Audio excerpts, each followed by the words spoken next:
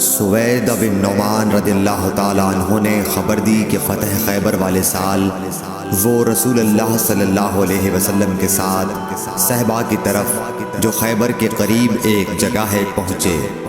آپ صلی اللہ علیہ وسلم نے عصر کی نماز پڑھی، پھر ناشتہ منگوایا تو سوائے ستو کے اور کچھ نہیں لایا گیا۔ پھر آپ نے حکم دیا تو وہ بھیو دیا گیا۔ پھر رسول کریم صلی اللہ علیہ وسلم نے کھایا اور ہم نے بھی کھایا۔ پھر مغرب کی نماز کے لیے کھڑے ہو گئے، آپ نے کلی کی اور ہم نے بھی۔ پھر آپ نے نماز پڑھی اور نیا وضو نہیں کیا۔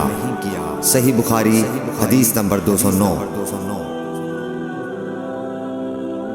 رسول کریم صلی اللہ علیہ وسلم نے فرمایا کہ جب نماز پڑھتے وقت تم میں سے کسی کو اونگ آ جائے تو چاہیے کہ وہ سو رہے یہاں تک کہ نیند کا اثر اس سے ختم ہو جائے۔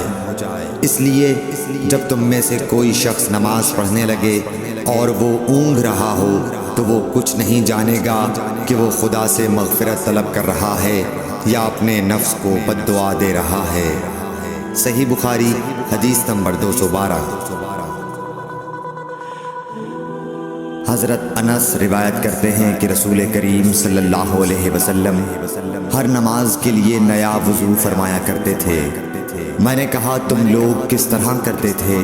کہنے لگے ہم میں سے ہر ایک کو اس کا وضو اس وقت تک کافی ہوتا جب تک کوئی وضو توڑنے والی چیز پیش نہ آ جاتی، یعنی پیشاب، پخانہ یا نیند وغیرہ۔ صحیح بخاری حدیث نمبر 214۔